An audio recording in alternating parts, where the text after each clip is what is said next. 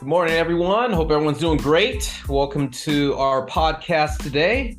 This is Coach Eric Johnson, known as The Brand. And this is Coach Aaron Thigpen, the Source. Today, guys, we've got another installation of our Parents Take series. We've got Deaunte Thompson, father of Isaiah Thompson. You've probably seen, or hopefully you've seen or heard our other podcast with Isaiah and his dad. Isaiah is a very accomplished ball player. He's going to Cal State Fullerton, member of the area code team, and many other baseball honors. And in the past, we've talked about his journey. And today we want to actually talk about someone who's traveled that journey with them, his parent. and this is probably even more valuable, especially to you parents out there, and how to navigate your athlete, your ball player through what can be pretty intimidating, confusing, maddening, and all the other things about baseball, travel baseball, high school baseball, and you know, that whole thing. What I think is not necessarily unique, but it's a bonus for us is that he's got a younger brother, Kai. Right. And Isaiah has a younger brother, Kai. And so, you know, one reason why I wanted to have Deaunte back on is to say, hey, okay, you've gone through this process, and it's not over, but you've gone through this process with Isaiah. And now you've got a little one coming up, and he's 10? 11, just made 11. Okay, he's 11. And so now you're starting all over again. And, you know, hey, what are the lessons learned from, you know, you kind of had to wing it because, you know, like you said before, you weren't a baseball player, you haven't gone through this, kind of had to learn by doing. Mm-hmm. And, you know, what were some of the things that looking back now is like, hey, I ain't doing that again, or like, hey, that worked, you know? So this is a great opportunity for us to talk about that and for our parents to learn from that. Yeah, first, thank you for having me back on. I had a blast last time. I'm glad I'm in my home, not in my car, but yeah, I think, and it's a lot, you know, I think I'll start with some softball questions. Yeah, there you go. It's early. It's 9 o'clock, guys. Softball. Just getting warmed up. I get some underhand pitches. Let's go. All right. First, tell us a little bit about Kai. Man, Kai, it's funny, right? I think Kai's been on the baseball field since he was born. Literally following his brother around. And it's just like, I mean, Kai has always... What I've learned about him now that I didn't know before is how observant he really is. Like how he can just sit there and watch and see what's going on. He can watch people get in trouble for certain things and then correct it. And won't do the same thing that person has done. He's very good at that. And he was able to watch Isaiah more intently than I even knew he was watching. They always say that the second one is the one that gets it, you know, all the way. But I get now, it's just how much. I think the second one only gets it is if he's intrigued by what his older brother is doing, by the example. And what I've learned over the years, he was a big support system for Isaiah. He's even been his coach, you know, because he listening to what all the other coaches is telling him to do. And he's like, no, you know, Kai will videotape all Isaiah bats, you know, send it to him.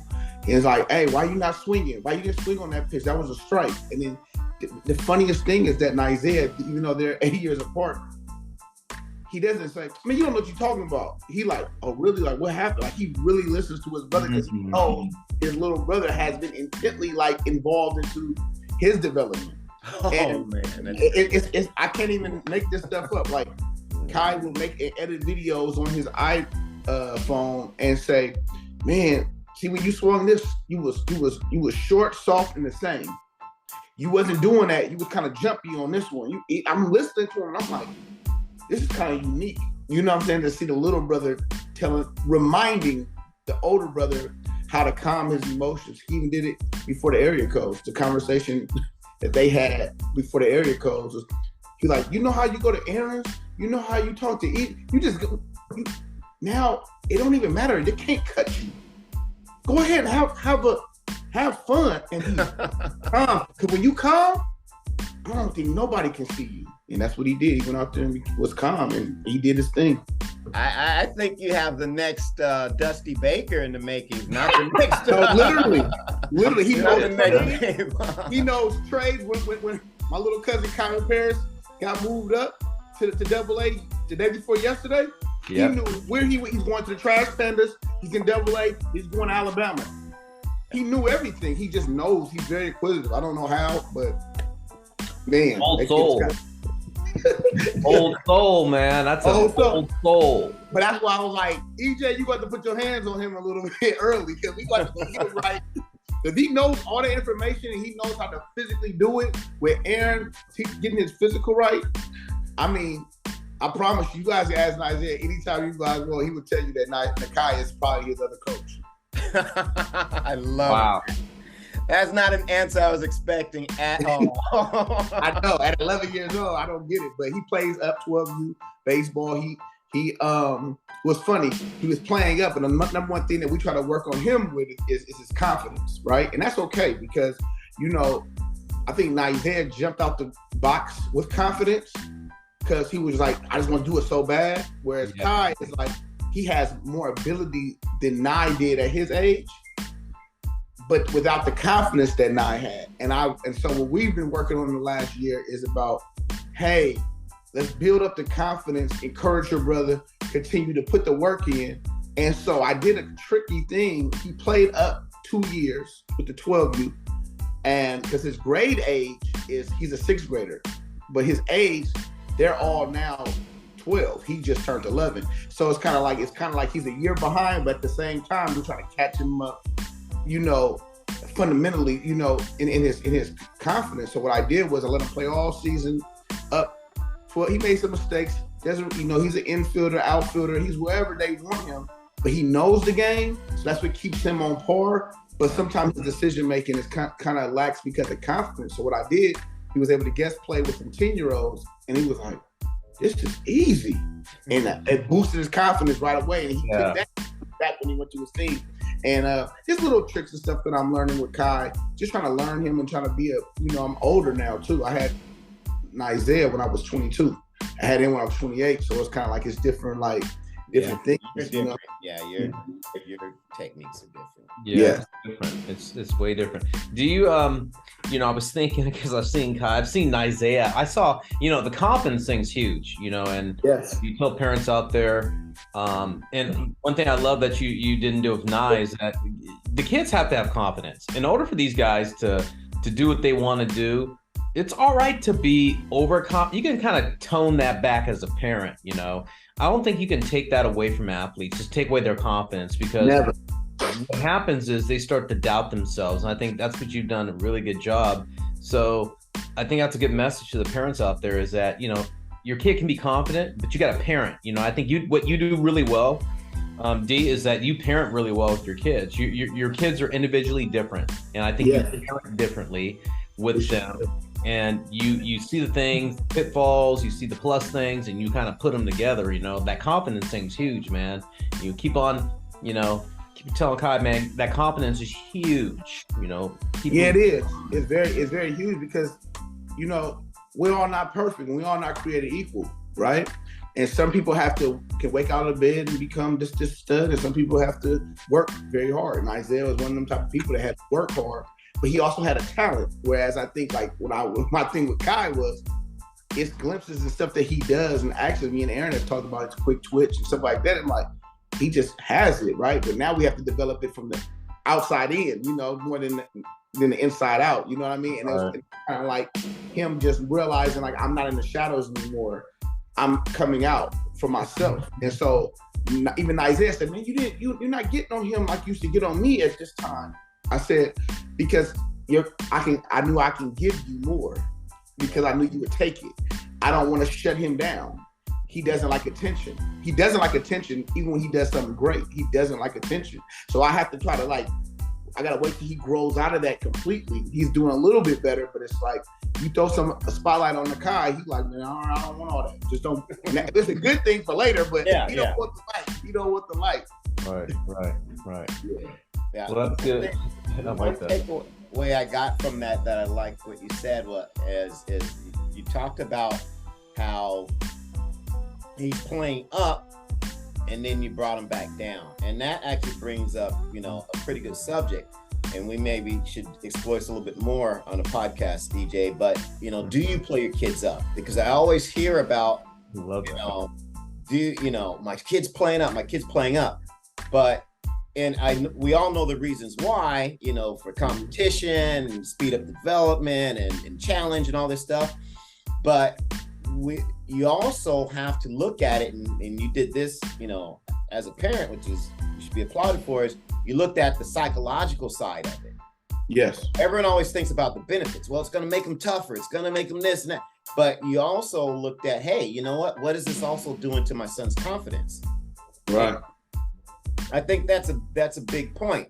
I kind of went through that whole thing as an athlete myself. As a runner, I always had to run up. Always was the fourth guy or fifth guy running varsity as a freshman. Well, yeah, big disparity, and even though you're still in high school, can be a big disparity in physical development and growth and all that stuff. So, when you're one of those athletes, you don't always get a chance to experience as much success.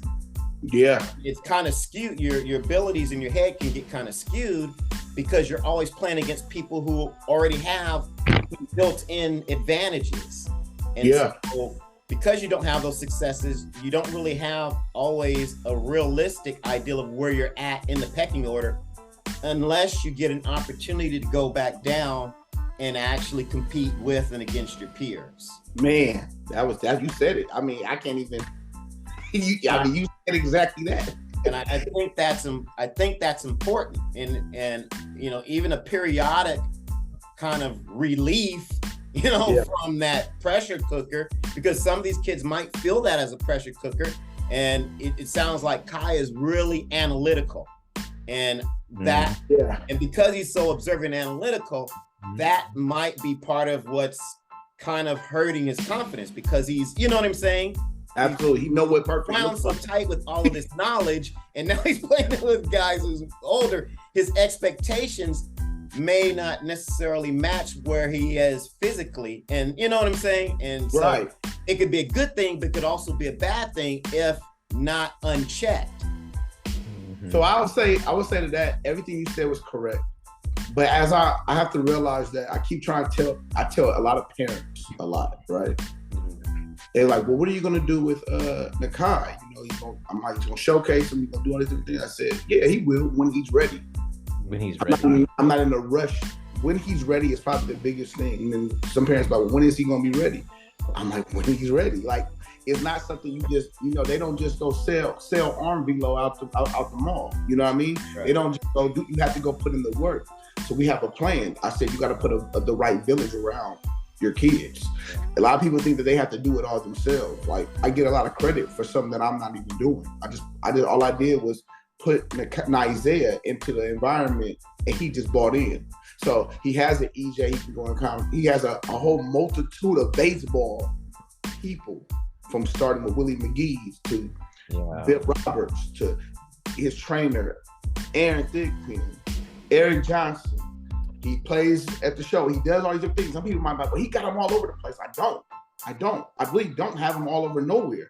What I did was I left him as an individual, and people and his work ethic brought him into those environments. You know what I mean? His work ethic. And all of them are necessary. And some of them I didn't have to do. Perfect game, it's these things, it's these systems, and I'm not knocking any of those programs. I mean, it's a business, though. We got to remember it's a business at the end of the day. But what happens is the parents get sucked into the business aspect of it, and they feel like they get this fear of missing out. And they think that if their kid doesn't show up to these things, then, this is what I'm doing. Or, hey, it's a trend. Baseball falls on trends every single 2 years. Right now, the biggest trend, and it wasn't like this as bad a few years ago in baseball, everybody's reclassifying. Why? Because they want a physical edge, right? And it's like an oxymoron between college and Major League Baseball, right? Major League Baseball wants you as young as possible, whereas college baseball needs you as strong as possible. Well, what about when your body just doesn't develop at the speed of this guy's or that guy's? Or, it's like, what do, right? You think that you got to panic? No, my son didn't commit to a college until last year. And that was considered to be late when he still was a lot early from a technical standpoint where they used to commit in their senior year. Right. So it's like, so you're following these trends, and it's so hard now because everybody has a travel ball team. Everybody has a quote unquote national team. Everybody has a thing that they're trying to market to make sure that you think that your kid needs to be around here and paying all these dollars. And I'm like, but what if he's not ready? Like, what if he's just like really not ready yet? And that's what are you supposed to do, right? So it's like, for me to see it and understand the mistakes that I made, I wouldn't even call them mistakes. I'll call them learned lessons, because obviously Isaiah got his scholarship. Obviously he put his work himself in the conversation to be in the prospect in his area, which is a huge, amazing accomplishment. But we had to really like reevaluate, me and my wife, and say, yeah, I don't think I'm gonna have Nakai do that, because what I need him to focus more on is the stuff that Isaiah didn't realize to his 9th grade summer, that he has to work on his body and work on this stuff as much as he knows. Maybe we're gonna start doing that now and fall in love with the work. And then when it's time, he could just, because he could pop on the scene his sophomore year and be like just as good and caught up and even be above to some of the people that was just chasing the trophies. Not saying all of them chase trophies, but what they expect that those tournaments, or they playing against better competition. And that does have a good aspect, but Isaiah never won any tournament that he's been since he was started, except when he was younger. He didn't win in his summer ball days. He didn't win not one tournament. We were going for amount of games that you can get in a weekend, just like EJ you do. How many games can you get in a weekend? It's a 2-day weekend. We won 4 games at least. You get a 5th one, great. But we're not trying to win this tournament. We're trying to get the competition and develop. And now people is scared from that. Amen. Because that is it. Just real quick, I wanted, for those parents who don't know the term reclassification, it's basically just changing your kid's graduation year. Correct. Maybe holding them back or doing something that holding back. Or go up. You can go up as well. Or go up. Yeah. To put them in the best position possible. And they're doing it not athletics. Right. Athletics. They're not doing it for education. Majority of them. They're doing it for a physical advantage. And I think me and my wife, we talked about that. I'm like, look, Nakai is actually a year ahead, right, in his school. So he's going to graduate at 17. But he's also an IEP student, right? Because he's comprehension. So what we learned about with him is like he need extra help. But I told him always when he was in the 4th grade, when he started this, I said, hey, if you need more time, I will give you more time for your academics. I don't care about what baseball or sports is going to do. And he's wanted to face the challenge and say, no, I want to keep working in my class. So that's why we kept him there before we even, when we made that decision. So we letting him get challenged in all aspects. Yeah. I have one of my kids was an IEP student. Yes. Really great to identify that early. Man, it's early as you can. We didn't find out until, God, maybe they were a junior. But luckily we got on track, and now they've got it in college, and it follows them all the way through. So no, that's huge. That's huge. Yeah. But it's interesting, Aaron. It's just, I'm listening to D and parents out there. You listen to your kids. See, I mean, I'm just listening to you and really just gravitating to this conversation. But how you didn't tell your kids, you fathered them, and your wife, you guys are parenting your kids, but you didn't dictate, say you better go do this or you have to go this, because you're allowing your kids to have dialogue with you. You're listening to your kids and you're talking to your kids, and you're being parents. And I don't see that a lot, in this, and what we see this today, and some of the ideologies of, the parent take on this whole subject is that, you're taking a step back. And that's what I want to tell people out there. Take a step back, evaluate before you just all of a sudden just say, yeah, I got to go do this because everybody's doing it. And Aaron, you can attest to this because we've seen athletes for over 25 years together now, is that taking that step backwards allows you to grow and kind of figure out what lay of the land are you in. What did you say 2 years ago was, reclassification. Now the environment's different. Now we're talking about a more physical developed athlete versus a Major League Baseball athlete that's younger. They want a younger theory behind it. I mean, things are always changing in our industry. They are. And parents, here's my kind of like 2 cents is take a step back, evaluate, see what's best for your kid, and love your kid. Don't begrudge them and say, hey, you got to go do this because your buddies are doing it. You don't have to. Take a step back a little bit, breathe, and then move forward. Absolutely. I didn't know that though. I didn't know that, EJ. I didn't know. I made some things that I didn't know, like for Isaiah compared to Nakai. And I try to get Isaiah to get on board with me, which he is a lot of the times help me with this because he kind of knows like that stuff doesn't matter. And we use that word, trophies doesn't matter. We use the word, stuff just doesn't matter until it matters, right? And it's like, parents don't realize how much time they have. I'm seeing kids get injured. I'm seeing kids with pictures get a lot of Tommy John. Some of it is on purpose. It's a world to me where it's like, if you want an advantage, as a parent, the biggest advantage for you to do is have your son get with wherever area you may be in. I don't know, but for us, we're in the Greater Bay Area, so I can go to Game Speed and actually. My son was just in there yesterday, get the real development, understanding what he needs to do and his levels to it, and fall in love with the work. Because if you fall in love with the work, man, it seems like you're going to take a step back, but you're really springboarding yourself forward. Like you're going to catapult into a place. And I've seen it in the last year with Isaiah. Like if he would have been doing this at Kai age consistently, like I will be doing, man, I wonder what type of athlete he could even been. Even now at this, he would even been a better athlete. And it's not about size or strength or like with these things, but it's like the colleges now are getting kids in the 8th grade, and I'm like, I try to educate a lot of parents as much as possible. As you see the amount of people that are decommitted, I don't raise my kids to be a quitter, right? I don't want them to be so indecisive. I want them to be like direct about what they actually want and go after it, because that's how I am, that's how my wife is. So I'm like, just think about it from a business standpoint, if a college coach commits you in the 8th grade, what kind of history and research do you think you have to do? He doesn't even know what kind of major he wants to be. He don't even know.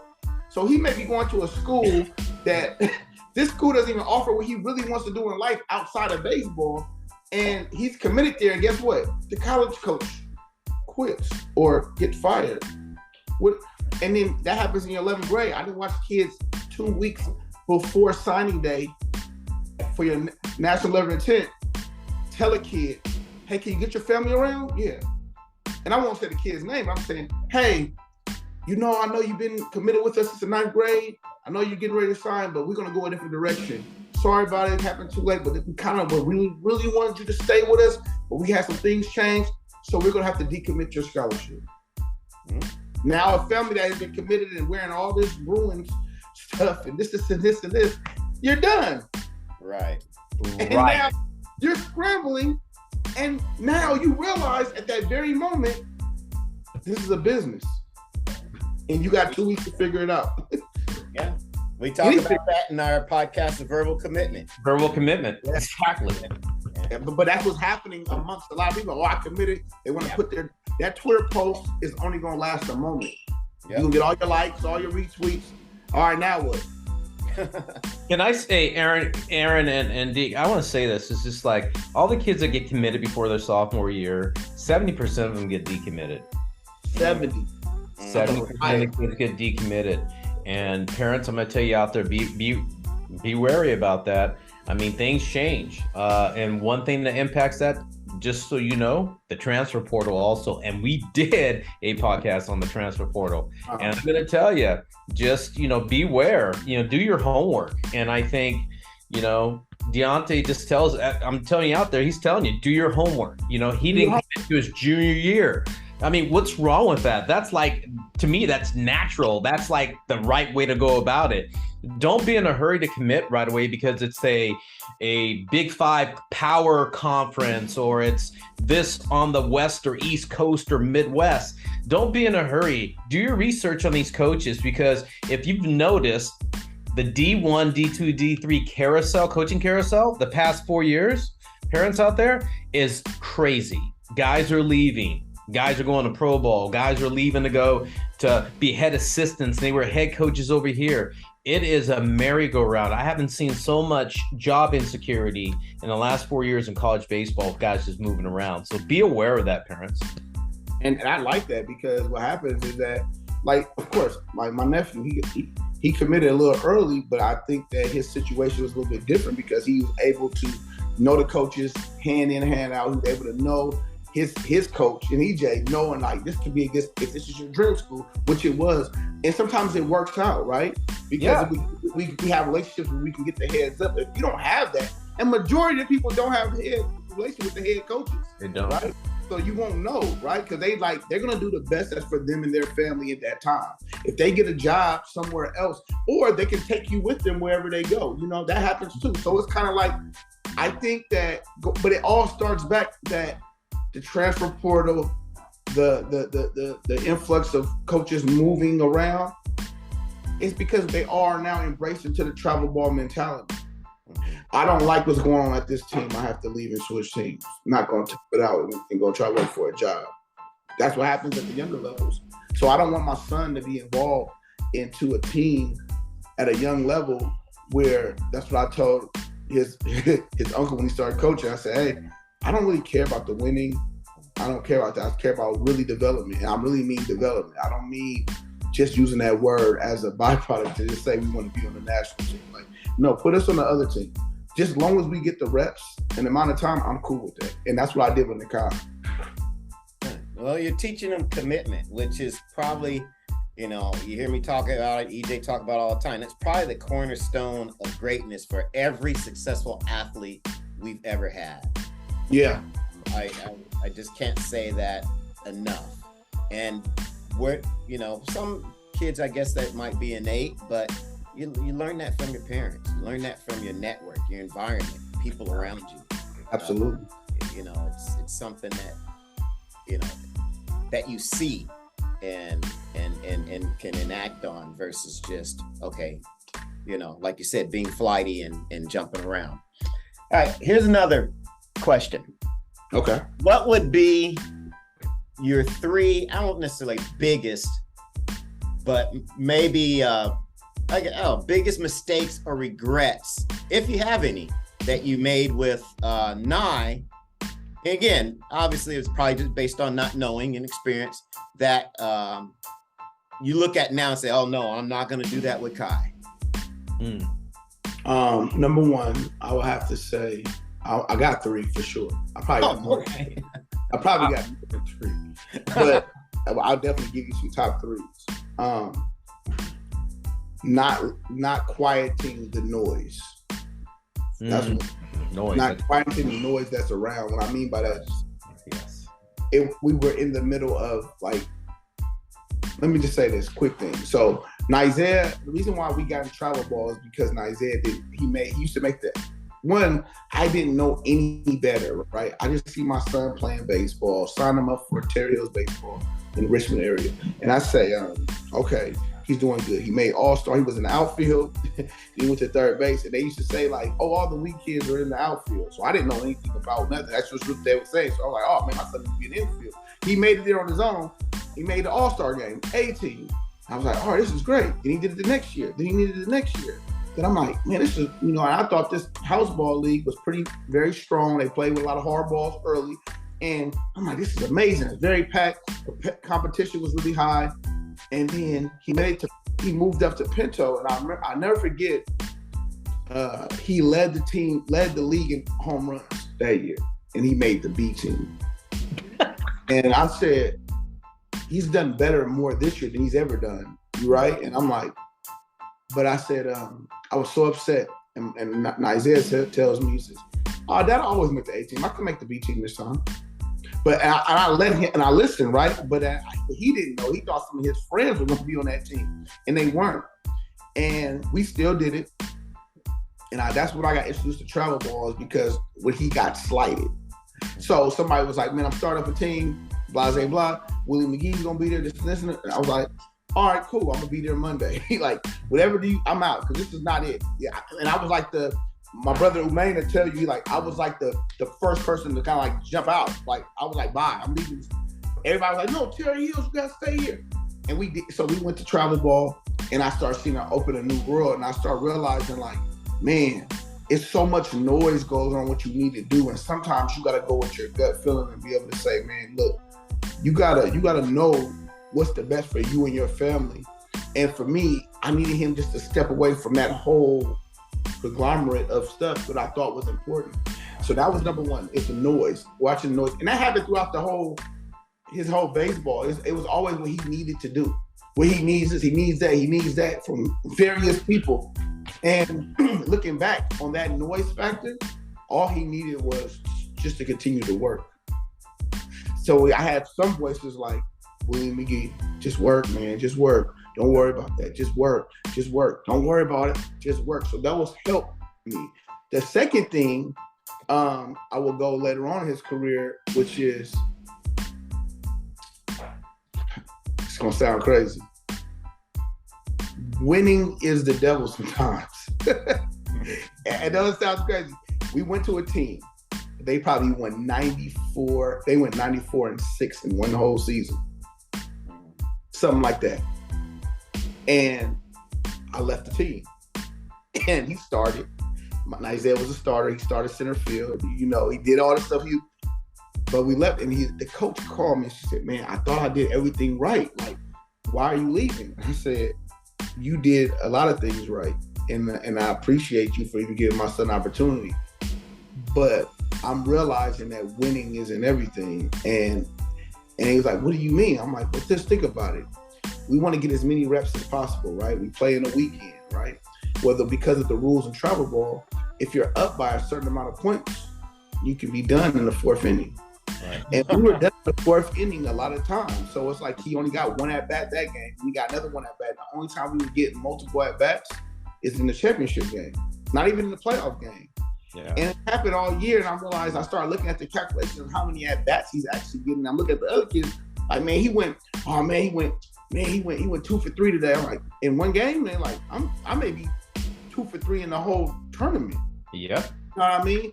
And I'm like, wait a minute, like, this is not it, right? And so he was like, I get what you're saying. I'm like, yeah, so I'm not leaving on bad terms. I want y'all to continue to do well, but he needs to go back and get to some losing.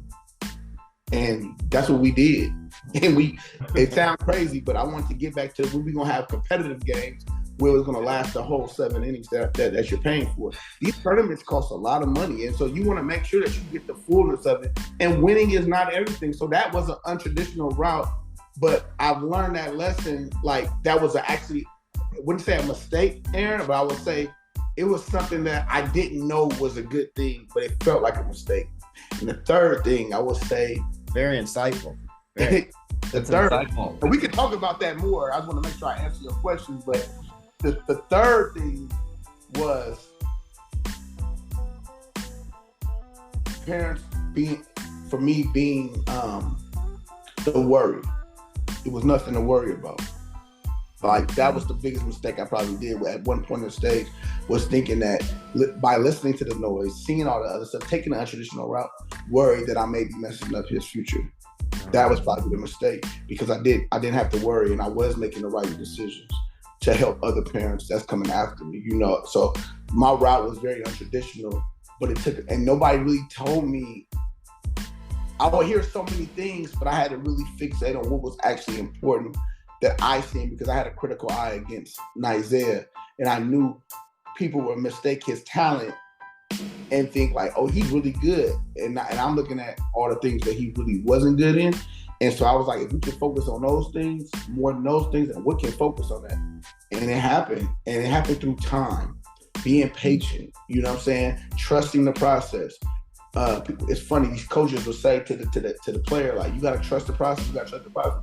Well, that also goes for the parents. You got to trust the process. You got to trust the fact that this is baseball. 3 out of 10, you're a Hall of Famer. So if you see your son struggling, the conversations in the car should not be about how he just struggled. Why did he do that? If you think he really wanted to go up there and not hit that ball, like that's not it. It's some things that you change the conversation. Now, if I could have changed my conversation with Isaiah at 9, 10, 11, 12, man, we would have been where we're at right now, and we just talk about baseball. We would have been there a long time ago. And now I get to enjoy that with Kai because I didn't know any better. I was like, man, this is what they're going to do. This is what they're going to, man, you can't do that. They're going to not let you.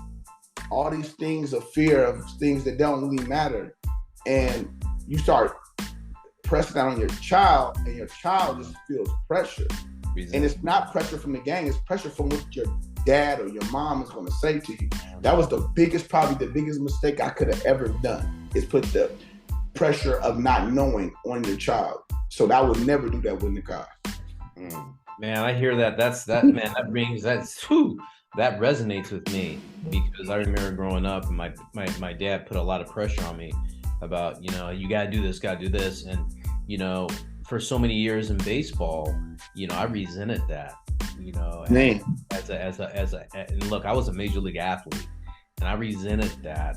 And, you think you're doing what's best for your kid, but parents, I'm going to tell you, and this is from a high level professional athlete that was retired now, it didn't help me, man. It really messed me up in a lot of ways. And I had to regroup myself and pull myself up. And I'm telling parents, don't put pressure on your kids like that. It's not healthy for them to develop as people. Now, there's tough love, and you have to do that sometimes. Yeah. But you can't get in the game every game and evaluate, what you did wrong. You need to do that. And Aaron, you attest to that, man. Hey, you and I Aaron, that's why I think we get along so well. We had a very similar route in how we got to be professional athletes. Yeah. And how we had to work hard to get where we needed to be. And we weren't the biggest guy and the long legs and all that stuff and the physicality. We weren't that guy. I wasn't that guy. You weren't that guy. But because we were so tough mentally, it got us where we needed to be. So I tell parents out there, just be careful about, there's a fine line there. Okay, there's a fine line. Yes.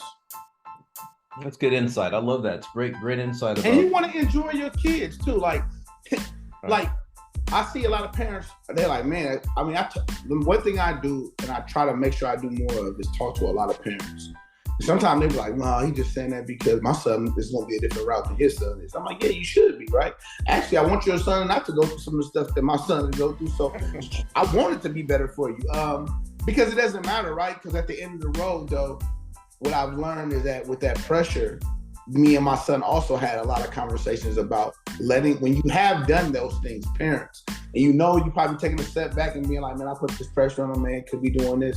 There's nothing wrong with humility and saying, hey, you know what? I did this. I was wrong. I've told that conversation with Isaiah, and I said, look, I think this was wrong that I'm doing. This is wrong. So from this day on, this is what we should go about when it comes to this. But one thing I will never stop getting on your neck about is character, right? If we're character, I don't care where we're at. People can say I'm irate or whatever. I don't play about character, because your character is the thing. Your character and your talent are connected.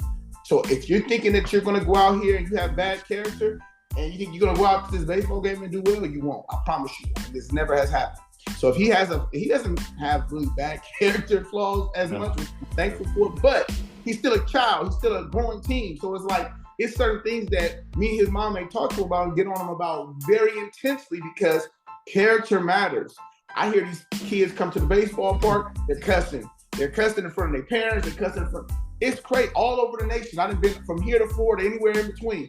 Mm-hmm. And I look at the dynamic that they have, and there's a lot of parents wants to be their kid's friend. And it's like, that friendship can come later as you guys get the respect as a parent. And again, that helps, because when the college coaches talk to my son, I don't need to coach him and tell him what to talk about, because he know his character meant something in the beginning. No, you can't. Don't worry about having your grades a certain way, because I don't care what the school said. You have to have a 3.0 to play baseball in this house. So you love it, get it. I've never had my son come less than a 3.0 in this house, ever.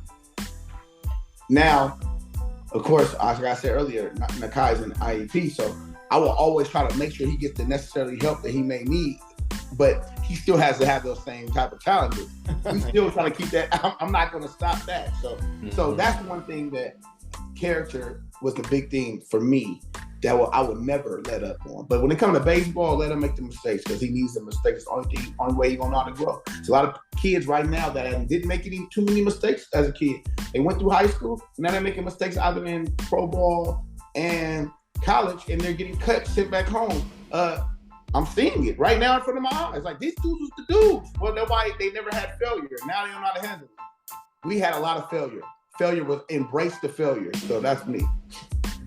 Yeah, I mean, your point about the characters is important, I think, because, you can have a talented athlete and still have poor character. And you can see that in our politics. Won't name no names. You can see that. I had a professional football player. Won't say no names. Right. But what comes with that is what I call a very messy life. Yes. I don't think that can always end well, and if you look at some of these athletes and some of these celebrities and people, they may have had a huge amount of talent, but had very poor character. And how often does that end well for them? Now, again, maybe your measure is fame and fortune. Well, hey, they did all right. They're rich. But what about some other things that are probably more important in a person's life, in terms of relationships and, with your family and your kids and your reputation and all of those things, your legacy. That's one thing I always liked about Andre Ward, the fighter, is he was always had an eye on what's my legacy. Always. What I'm leaving behind. What will people say about me when I'm through? Not just was I a great athlete, but also was I a great person? But that's crazy that you said that, because I've always seen that in Dre. And Dre, my thing was, that's how me and Aaron met, right? On a plane to go to camp fight week. I'm in Andre's camp, and that's my brother. And I just one thing about Andre, so I'm saying, man, take your son with Dig. Like, I'm telling you, man, he knows he has a whole knowledge about the game when it comes to his physical development. And I was like, all right, I bought in. When I try to tell other kids and parents that, they come. A lot of kids do come, but I've been as of late, right? Because they see something in Isaiah. But when I was telling them, I mean, each other, brought. I brought Dalen Tinsley. So I brought so many kids because I didn't want to hold on to the stuff by myself. I wanted kids to get better. I never worried about, if I get this, man, you're gonna get better than my son. I don't want that. Like, nah, I want y'all to get the best out of life. Because at the end of the day, like in life, the one who endures to the end, they'll get to reap the benefit. You know what I mean? So as long as you just enduring it, and we start to see the trickle off of it. Everybody goes their different ways for their either moving or just their own right. They feel like something else is out there that's better for their child, which is all great. But one thing I can say is that I've never been misled wrong. I've never been misled wrong when it came to you two. You guys gave a good, honest assessment and didn't mind saying to other kids, like, you're not this, you have slow feet, you got this, you don't mind identifying the problem. And some parents can't take that, and some kids can't take that because they thought they were always put together. But identifying the problem will get you so much more leaps and bounds in this game. And not just baseball, all sports, but I'm saying in this game that we're talking about, baseball, as a parent, I think that you are dealing with now the worst climate of baseball as far as in the industry, as far as a young athlete. You are talking about whether if it's, like I said, reclassifications, showcasing. You listen, they like, oh, I want the exposure. Well, that word has two different meanings to me. You can get exposure or you can get exposed. And that's 9 times out of 10 you get exposed when you get mad at the showcase and you pay $800. It costs $800 to go to a perfect game showcase. $800. So what you do at these showcases, right, for the parents that are going into you shouldn't even be showcased until you in my opinion, at least 14. I wouldn't showcase anything because you're not even physically there yet to showcase anything. But it's a waste of money, and all it is a meter that they go ahead and do. But I would say, let's say you start at 14 years old, you're a 9th grader or 8th grade summer, and you say, you know what, I'm going to go ahead and showcase my son. Well, if he hasn't been doing the physical things, and because there's kids that's out there in the nation that are doing the things that Aaron and EJ have been teaching about. It's kids out there. So you're competing not against just the person you see next to you. It's the people that's all the way around. And a lot of times I've seen parents leave with a sad face, and they pay $800. But you could have paid $800 for training. Oh. You could have paid $800. No one said it, Aaron. You could have paid that same. You could have paid that same money for training and then showcase, and then said, you think I'm ready? Have somebody tell you, I think he needs a little bit. All right, cool. Don't wait. I can wait, because you're not going to miss anything. A lot of these things, if this person made the 13U Select Fest or the 14U Select Fest or the PG Nationals. Let me tell you something. A lot of that stuff is already predetermined. They have a ranking system. If you're not in the top 50 of that class, 9 times out of 10, you're not going to go to those things. It's just simple math. Like, they have this thing. They have a 1 to 1,000. And guess what? Isaiah to this day is in the 500 today in their quote-unquote system. Why? Because we don't go to a lot of their showcases. You go look at some of these other kids from the Southeast. They got 187 events that they mentioned.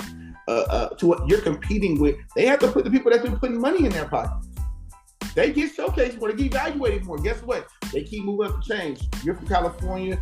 If you're not going to be afforded to get all those perfect game things. So quit chasing something that's not awarded for you. That works out for them because they're in the Southeast. We have other things. We have scout ball that's out here. You don't have to worry about all these things. That's noise to me. The work. If you focus on that, he will rise to the top. And then the cream rises. You will be at the same stage. When it was all said and done, Aaron Thigpen looked at me and my son in his eyes and said, if you want to make area codes next year, because he got cut, because he thought he was putting in the work, but he wasn't putting in the real work. He said, if you want to make area codes, buy into what I'm telling you to do now, and you will make area codes next year when it counts. He made it. True. So I'm not saying, was it by coincidence? No, he actually put in the work week by week, sacrificed the high school season. And what I mean by that, he still played high school, but he still had to show up to Aaron. Aaron would stay a little bit later because he knew he had to lead practice and come there because he bought in. Aaron will buy in, EJ will buy in when they know you buy in. So it's like, I can never, that year, even 9 to this day, he would tell anybody, what do you think helped you from getting cut to making it? He was like, game speed. Period. There was a lot of other stuff that was going on, but game speed was the core. Because if he took off, if he missed a day, he knew he had to go to the gym on his own and go do it. He just knew what to do. He bought in, he believed it, and he said it on his writing down paper. I'm going to make area codes, and I'm going to dominate. EJ, you heard anything else different than that? And I don't think it was because he was just more talented. I think it's just that he bought in. Bought into the work, bought into being committed to it. Aaron said earlier, commitment is a cornerstone of greatness for athletes. Love that. I put that down because that right there said it right there. Commitment is a cornerstone of greatness for athletes. So, all right, we've gone kind of deep, and I know I don't want to keep you too long, so let's go a little lighter, a little shallow. Okay. What would be your 3 to 5 favorite tournaments that your athlete has played that you think athletes should experience? And it's not just from a baseball standpoint, because I also asked this of Kai's dad, but just from a baseball experience in terms of maybe going to a place in the baseball history and the pageantry and, all of those things that maybe you'll get outside of baseball other than good competition. Something that, an athlete might look back on and says, man, I really like that trip to Cooperstown. I really like that trip to the Hank Aaron tournament because of the tradition of Black baseball players, or something like that. What would be your top 3 or 5 tournaments for whatever reason? I mean, they don't have to be those reasons, but for whatever reason. Is it okay if I give you that and then I tell you why? Yeah, I want you to tell us why. Yeah. Mm-hmm. I would say the tournaments, and I'm going to break it down by age, from 7 to, when you turn 7 to 12, play locally, right? That's my thing. Play locally. You might, and locally can be from anywhere in California. To me, now LA is local, so it doesn't mean if it's a big tournament in LA, go ahead and do that. Have, step outside of your area and go out somewhere. You don't have to go too far. But if it's LA, Reno, it was the low in the beginning. It was the low caliber tournaments to me where I felt like what they deemed as low caliber was really where it was affordable. So you've seen a lot of competition, right? Because some people couldn't go to the big events. So the affordable ones were actually the ones that actually was the best. What's the one that happens in Reno, Carson City? Like that's the big, or Sparks. Yeah, that's the one. It is not like kids can let the ball fly, get their confidence up. You know what I'm saying? Like, oh, that ball traveled over the fence a couple times. They had fun. So I would say that between 7 and 12, go have fun, right? That's literally a thing that you should be chasing, is the fun. Because you got to fall in love with this game, right?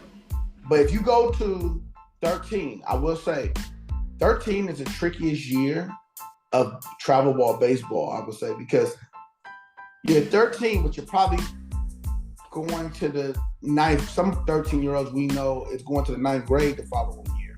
So I would say kind of like skip 13 and go to 14s. You know what I mean? Like that jump. If you can still play 12 another year, cool, unless you're physically ready. But I think at 12, you should be playing 13U baseball for the size demographic of the field. But because of 14 starts the 60-90, if you're going to go play high school baseball, and that was a goal for my son, was 9th grade varsity. That's the goal for Kai. So my thing is getting physically ready, and because physicality is the biggest thing when it comes to high school baseball. So I would go play and take all my lumps and go to any tournament that has a 60-90 at 13 years old. So I don't really have a per se any local. I wouldn't spend that much money. I would go anywhere where they have 60-90 baseball around your area. Now, getting into high school, summer ball is different than travel ball. I tell people this all the time. So 9th grade summer, some people start in 8th grade summer, like my son, summer ball. But either way, that's only in the summer. The biggest tournaments to go to is the WWBAs and the junior JOs, right? So I don't think you need to go tournament crazy. I think you should go be very strategic, because the more they see you, the more they don't like you. If that makes sense. They say they want to see you, but the more they see you, the more they can start picking holes at you. Mm-hmm. So I would kind of like put together maybe a 4 or 5 list in the summer. Junior Olympics is very competitive, right? But don't go there trying to make the USA team. It's a possibility, but don't go with that mindset. Go with that mindset like, I'm just trying to go and play it against the best competition. And then you never know. You might get a letter and say they do want you to go to the next level. But that tournament in June is pretty much in Arizona. It's hot, but it is also very competitive to let you know where you measure with your peers. The next one would be the WWBA. I don't like Georgia as much, but it is necessary because it does have a lot of competition. I don't like it because of the weather. Sometimes it gets rained out a lot. But this is a top tournament right now. I heard they're going to be probably moving it to Arizona, and eventually it's going to be in Austin, Texas. So no matter where the location is, go to the WWBA. True. And then I think from there, those two in the beginning, but then when you get to like July, well, that is July. When you get to like, I think like August, and it's some stuff that's going on. Like I think it's new ones, like 5-2 I went to was very exceptional in LA at Emmerich Park. You don't want to chase scouts, but you kind of want to just see what teams are in there and who's competing. And then you kind of would know, like, if your son is ready. If they're not ready, don't go. Don't go. Like, don't. Yep. If you hear people say, he need to work on this, he need to work on that, because once they see you, it's hard for them to unsee you. Right. So, even when you improve all the time. No, I seen that kid. He did something I didn't like, and they can't take it out their brain. Yeah. Even when they see you do something good. So that's why the less is more. I would say 5 tournaments throughout the summer. Because a summer, you can easily spend $25,000 on this travel. You think about hotel, Airbnb, whatever, food. And these tournaments are no longer the weekend tournaments as you were used to and accustomed to. These are now week-long tournaments. And sometimes you only playing a game a day because they want to make sure you stay for that whole week.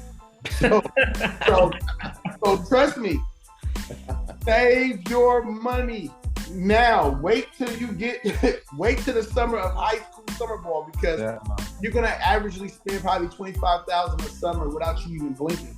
And and fall is very big. Like, fall to me was one of the biggest seasons in. Yes, it is one of the biggest seasons in baseball. For luckily in California, we have a thing called scout ball. You can go play scout ball. And there's certain tournaments where, I think everybody's contracts are getting renewed. Colleges kind of like just started their job. The college, and for people that go to pro ball, their contracts is getting renewed, because after the draft, now is in July, their contracts are starting to get renewed, within the months after. So the team's got to go get the new crop of talent. So that's that. But I just think that the money aspect to this game has gone way too high. I think that I wouldn't chase, honestly. I'm not saying this to be rude or anything. I'm saying it's a lot of events that happen locally that you don't need to go to. Like these special things where they measure you, like, it's good to go for competition, but man, all money is not good money. You know what I mean? And I just think that if I could help any parent, it's really like, I'm making it very simple. Like, buy into the work, almost be what Andre Ward told me. You should be a dark horse for a while and then come out the shadows and be in the front. And he did that. So being a dark horse means sit back, just really like get with Eric Johnson and get with Aaron. That's my personal thing. But you need to get with somebody that caliber of information, knowledge, and expertise in their field, and realize just because you go to a trainer, I've seen a lot of kids get hurt, like physically hurt, and it's been sad, man. But if you can go to a trainer that can teach you about injury prevention at the same time, develop you physically, you got a winner. If you go to somebody like EJ, if you're getting your hitting lessons or fielding lessons, somebody that's going to break it down to you so you can understand it for yourself, you got a winner. I think if you put your money that you will pay for these teams into that, I dare you to take a year off just to do that. I guarantee you're going to see light years of leaps and bounds, I promise. But that's my thing. That's where I would take it, if that makes sense. And I'm not just saying it because they on this podcast. I really believe that. I truly, they know I do. Well, we had some good information right there, man. That's some good nuggets today, Aaron. No, that's great, man. I got a question for you two, though. Yeah. I have a question for you two. What is it that you look for in a kid? Both of you guys. This is for both of you guys. What is it that you look for in a kid when you're taking them on to say, okay, I could take this kid to the next level? First, DJ? Yeah, I'll jump into it. There's something about that look in their eye and their dedication when you speak to them. And there's something about how they look at you and why they want to be there. And they're the ones speaking and their parents not speaking. And they're saying, I want to be, and they look at you intently and they've got that look in your eye. That's the first thing. When I do assessment on an athlete, then I decide if I want to take them on. So I do these initial assessments, and then I find out what that player is about, the questions they ask me, how they move their body, what they're vested in, the things they talk about, how they take the information in, and then how they communicate it back. That's what I look for. I look for those things, those small little things. And I look for how they move their body. I really do. an athlete's not going to be perfect when you get them, but the way they move their body and how they're athletic, I think that plays a key role in how I want to interact with that player. Well, first I'd say ditto to everything that EJ just said. I'm looking for all of those things. But even though I'm a contrarian by nature, and sometimes I see kind of pessimistic, I like dreamers. I like kids who have dreams, and want to pursue them. So, again, going back to the word commitment, I want a kid who's committed.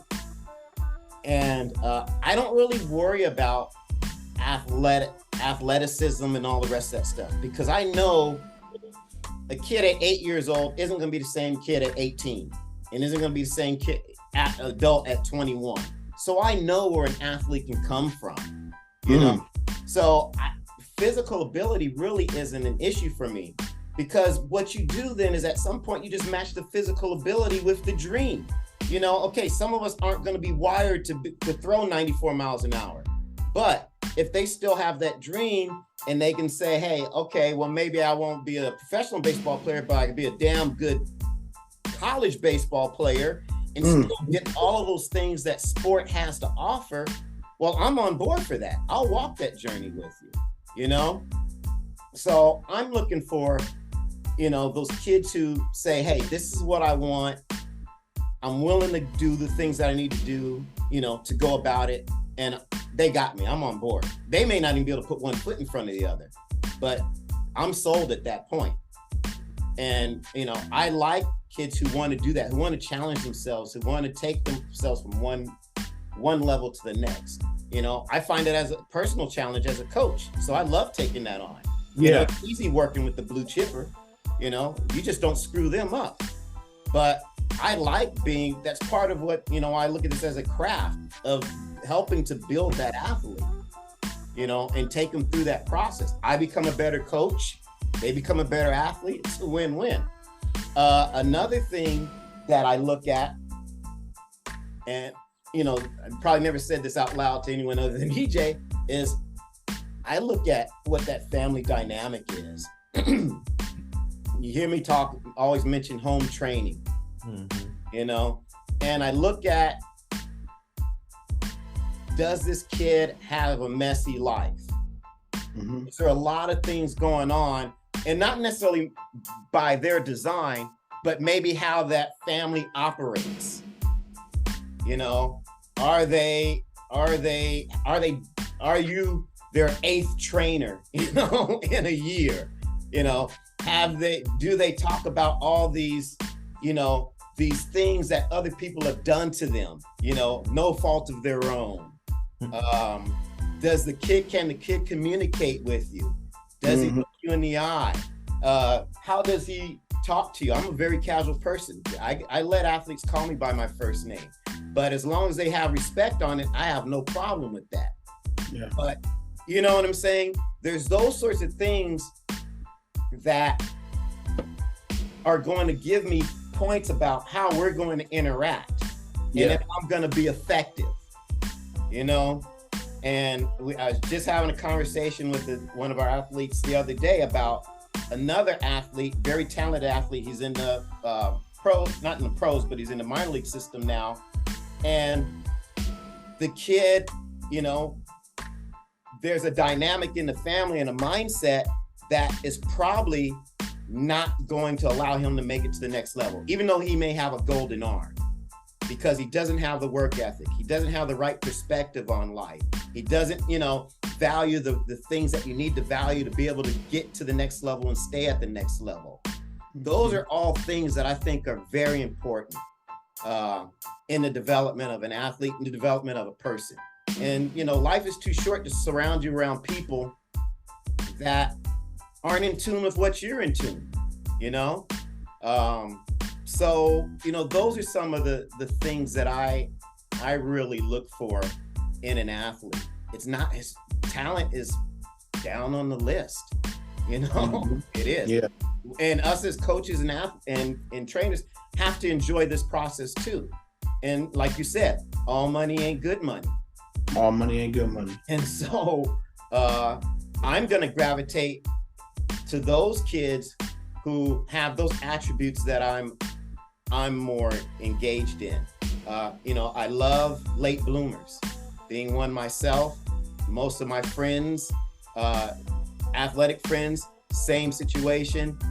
I love looking at late bloomers. Again, I'll take a blue chipper, if they've got all the right mentality and everything, but it's not a prerequisite at all for me. And like I said, parents who are sensible. I guess that's the easiest way to put it. Not knowledgeable, but sensible, and know how to get out of the way. EJ, before we go, I want to make sure, I know Aaron asked me, but being a coach, you have a successful program, what's the philosophy about tournaments into your mindset, going to what's important and showcasing win in the time that's needed as a coach? I'm going to tell you, what you said earlier just resonated with what we do at EJ Sports. One is that I'm looking to get as many games as possible in the weekend. If you're in 7th and 8th grade with me, I'm looking at, can we get 4 games that weekend? If we get a 5th one, great. I don't care about the championship game. I don't care who pitches the championship game. I care about that my players got an opportunity to get on the field, feel that moment, play, get the game bats, the defensive innings, all that stuff, the feel of that. I want that. When you get into the high school part of our program, I think about, hey, here are the good tournaments. You said JL's USA Baseball Championships. You said Georgia. You're going to get that competition, the PBR down in Southern California and Irvine. You're going to get 4. Here's the whole thing. You're going to get 7 games minimum in 2 of those tournaments. In PBR, you're going to get 4 minimum. So if you get in the playoffs, you're going to get 8, 9 games, 5, 6 games. That is awesome. That right there in the summer, that's 25, 26 games, and you haven't played a local game yet. Yeah. And then on top of that, I believe in playing these local games, playing 9 innings, letting guys get repetitions. I let guys hit 10 guys, 11 guys, and that so I can get guys at bats and get their game stuff, playing double headers and playing for 4 or 5 hours on the field. What's wrong with that? I want that to happen. That's helping the players in their training. Can a player stay out there 5, 6 hours? That tells me that, hey, a guy can't. Well, we need a condition. Hey, maybe you should go see Aaron. Maybe we can get this guy in better shape. Maybe better shape mentally and physically. So all the things you said just resonated with me. And that's what I look at in our 7th grade, 8th grade program. I look in our high school program, trying to get as many game repetitions. You can't get enough of that. You got to practice too. See, I believe in practicing, like getting on the field and practice. Practice with your other teammates. Learn how to be a good teammate. Learn to be a good support system. All those things you're going to see in your later future where you play high school baseball, college baseball, or professional baseball. How do you become a good teammate and be supportive, learn how to win, learn how to lose? How do you go through your trials and tribulations? How do you win? How to be high character? You said it earlier, high character person. All of that is what we want to teach our people in EJ Sports, is teach them all of that so they can grow and be productive later. The game's going to end one day. But life doesn't end. Aaron, the last question for you was, when is it as a good age for them to come in and get that conditioning and training? And what is your philosophy on when you're going to scale up where the kid actually, what age do they need to get that so they can be able to be the best what EJ said on the field? Right. Well, I always take each athlete individually. At my facility, I take them as young as 8 years old. I did take a 7-year-old, but this is what I always say and tell the parents. I said, look, I'll take most any athlete if they have the ability to pay attention, take direction, be safe in the gym. Mm-hmm. Those are the 3 most important things that I need in an athlete to run when I run my facility. Again, I'm not worried about ability. Obviously, you got it. At 7 and 8, they've got some rudimentary functional skills that allow them to be able to do some of the things I want them to do. So that's generally, chronologically, that's kind of where, you got to start with them. But after that, it's really those other things. And those are mental things. Those are emotional things. They're not physical things. Because you can give an athlete what they need and meet them where they're at in their development physically. That's easy to do. But if they're not ready here, it doesn't matter. Okay. And I always say the mind leads the body. So this has to be there for me. Otherwise, it's just exercising. Right. I train athletes. I don't exercise athletes. Say that one more time. So, that's why it's so important that approach, that mental approach, where you're at mentally, is important to me. And I forgot the second half of your question. No, the last part was just like, what age do they, need to like kind of like, I know I would just experience it with Nye. It was a different ramp up of certain things. Like, sometimes you're working out, we're training the body. Sometimes we're doing stuff for a certain reason. Like, I wanted you to that was very important for him to know. I'm training, and then I'm working out for this event. Right. Yeah, and again, I always say there's a reason for every season, and what I mean by that, your training should reflect that. So if you've got if you're just kind of in off-season mode, then that's what your training should reflect. And maybe that's more of a broad-based building kind of foundation that you're doing. But then you also have training that's geared towards specific events, like, showcases. Like we got ready for area code. And that requires a different sort of training. It requires different sort of energy and mental approach and emotional approach. And so you have to be able to, because everyone's caught up in work. I work. I'm doing the work. But that work needs to look differently based on what you're trying to accomplish. And so, there's different rhythms to that. There's different speeds, there's ebbs and flows. All of that has to be considered. And, that's the difference between coming to a professional than, okay, I'm just going to get a workout off the website. Or I'm just going to go in the gym and work out, because that's generally what happens is you got kids, and I'm not faulting those kids. I just had this conversation with the dad yesterday who's going to bring his kid in. He was like, hey, look, my kid, he works out, he's doing all this, he's telling me all this stuff. I said, okay, but now he needs someone to make that make sense. Right. And that's where people like me and EJ come in. It's not about just doing the work. It has to make sense. And that's the knowledge that we bring. You don't pay me to do push-ups and bench press and run sprints. You pay me for the knowledge that I have and when to do that, how much to do that, how to do it, how fast to do it, when to stop, and what do you do to prepare for that and go beyond that. And that was my questions. I will say another shout out for both of you two is that they have, any parents that's watching, they have trained and worked out and coached many professional athletes in many different realms as well. So if you guys are sleeping, y'all tripping. I can't say the information wasn't there.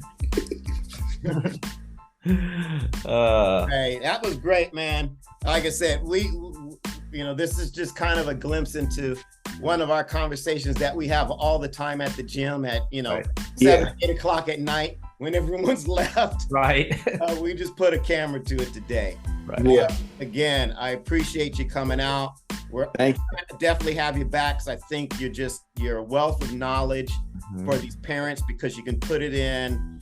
You're looking through a spectrum that they can understand and relate to, and I think that's valuable. And Kai's only 11 years old. We've got a lot more to talk about. Yes, as well as Nye's journey, into the upper levels of baseball himself. So I appreciate you taking the time. Now, thank you both for all the things you guys do, not just the podcast, everything. Just thank you. You're welcome. And that's going to take us out today, people. This is Eric Johnson, the brand. And Coach Aaron Thigpen, the source. We'll see you.